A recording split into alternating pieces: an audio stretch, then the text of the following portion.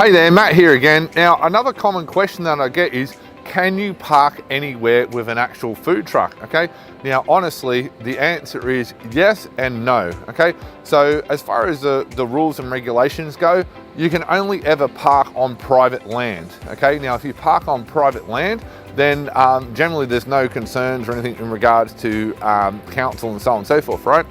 If you park in council areas, it's just like parking a vehicle, I guess you might say, okay? If you park a vehicle in one spot all the time, let's say you've got a car and every day you park it in the same spot and you leave it there 24/7, don't ever move it, okay?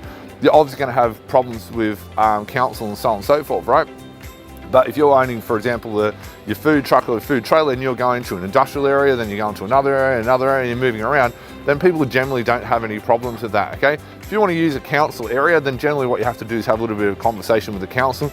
Generally, most are quite helpful and so on and so forth. It's a matter of talking to them and have a little conversation about what you want to do. And generally, they'll get you to fill in some little forms.